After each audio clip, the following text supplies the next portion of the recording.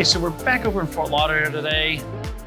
The 5,000 gallon reef has been running about 10, 11 weeks now. Just getting right before Halloween, and it's looking fantastic. I'm gonna put in a really big cataphilia today. And I kind of want to go over a larger perspective of why and how this aquarium product has been put in place over 2 years of design, construction, engineering, installation, setup, and then now into the biological basis, which of course is the foundation for the next 10 years or more. Come on in.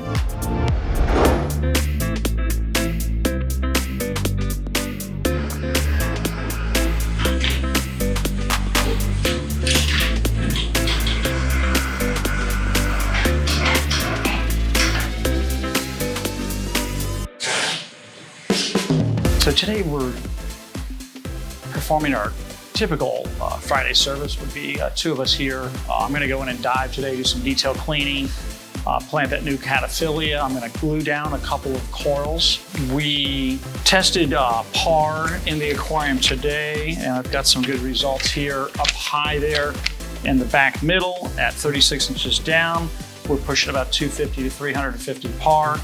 At 70 inches down around here, we're pushing still almost 300 in the middle underneath. And then all the way down on the floor, I have 140 to 190 down here by those Heliofungia plates on the floor and by the Tridacna Durasa clamps, which is really good. Back in the shade, kind of back behind these rocks a bit, we have about 115 to 130 at the low end, so still plenty of PAR to get down there. It's reasonably sunny. There's a little overcast, so we're not getting as much, and we're not at midday yet with the sun tubes. We will test PAR under the sun tubes down on the bottom as those sun tubes put shimmering lines across the floor of the aquarium. So I'm going to believe that it is very possible that we could have even upwards of up to 200 PAR or higher on those areas as the sun goes across from the sun tubes. So the Radion lights in here, we have 19 of them, 12 inches above the surface. This is 91 inches of water. We have the 3 sun tubes as well. At the best, I'm gonna say 200. On the bottom is more than adequate for lower light corals. What's more important to me would be chemistry flow and how long the light is and what color temperature are you producing. We're running currently a 12-hour light cycle, plus sun tubes, you're gonna get moonlight, and the light cycle is more expanded because of course you have sunrise here in Florida about 7 a.m. now, and it's shutting down somewhere around 7 p.m. Getting towards winter, we're having 12 hours, maybe a little bit less. Summer, we have even a longer light period.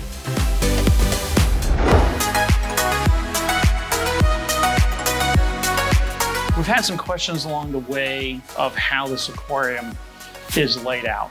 We go back in history, we could talk about the aquarium that we built for the Natural History Museum, for the Smithsonian, the National Museum of Natural History in DC. And you can see through a progression of images how the base rock went in first, how the first aquaculture corals went in, how it looked a year later, and then what it looks like 10 years later. It's dramatic how it grows in and takes over. Likewise, we're going to show some images of the aquarium that we did in Atlanta now 3.5 years ago. And in the same situation, I stacked a lot of bigger, thicker rocks in there, took up a lot more footprint.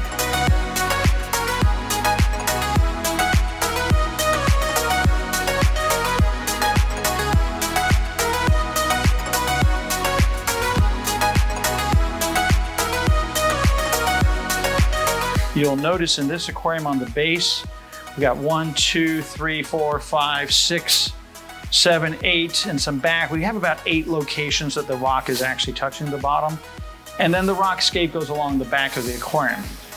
What's the fascinating part of it, when you go into the layout of an aquarium of this size, is you have to look at the long term. It's very challenging to say, I'm gonna go plant it in with 300 corals right away.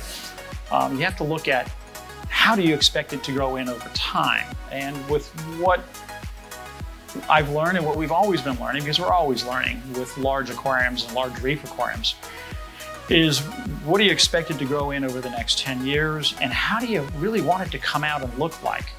What I've done here is I'm going to allow stony corals, LPS corals. There'll be lots of different corals growing throughout. But one thing that I'm looking to achieve over the next 3 years is for the corals to kind of stay back, grow out and grow in and grow up. And then there'll be a lot more room throughout the whole entire reef aquarium to allow for the fish to swim, to allow for some open space, some what I would call dynamic space. So there's lots of questions about that. Likewise, even gluing corals down. Well, we're gonna go plant a coral or two.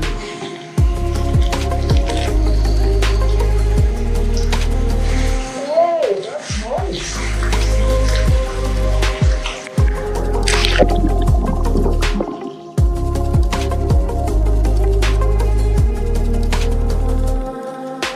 Sometimes I'll glue corals down when I need to.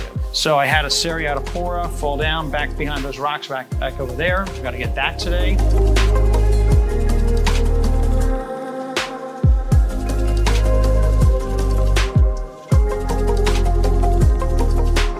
We had the frog skin acro from RA toppled down. I'll probably glue one in over there, that one down there.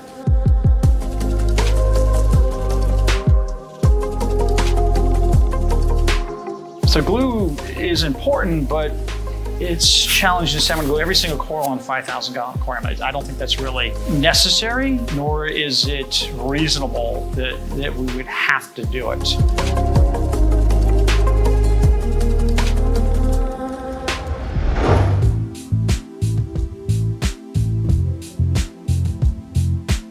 Caring for live rock is a very important task. We house it and hold it in our facilities, our aquaculture facilities in our building. And this state certified and aquaculture live rock is really special from the Florida Keys. It's grown in about 22 feet deep of water. It's harvested and planted, placed into buckets that are filled with water. It's transported with water to tanks. It gets pulled out of the water, put into the tanks, housed in the collector's facility, stays there for a couple of weeks. I go pick it up, put it into coolers and transport it dry. The key with that live rock, that's wild live rock, quote unquote, aquaculture wild live rock, is to transfer it and transit it in an appropriate, consistent temperature. Temperature is the real killer for live rock.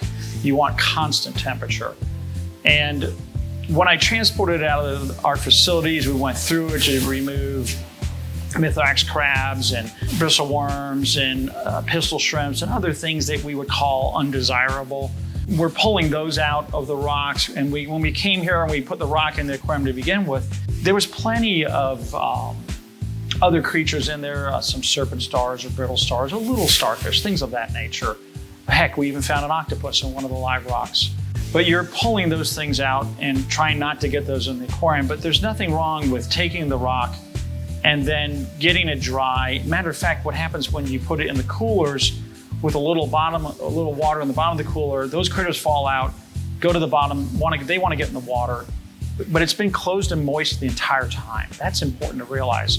But you can see here, it's been in here for over 6 weeks now, and it is just stunning. We got some good growth on there. We got some coralline starting on the rocks now. I can't tell you that I can find a better live rock anywhere in North America, period, unless it's aquaculture live rock from the Florida Keys.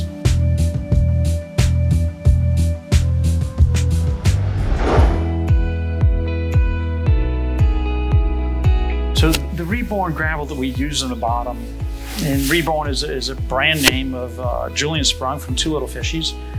And I've used that successfully to put some gravel or some sand on the bottom of the aquarium. In a big aquarium like this with huge flow, these big Tunzi pumps, the Abyss pumps are pushing out a tremendous amount of flow from those returns.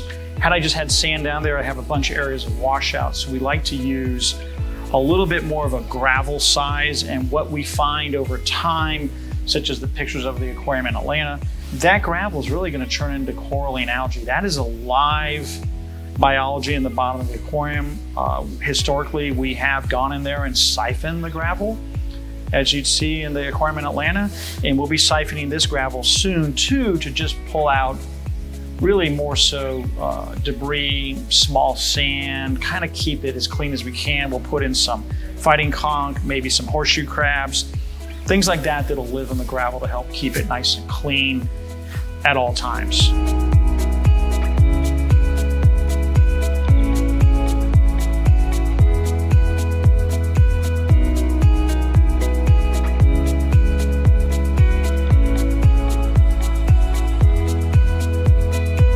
Still no more eel. Well, it looks good.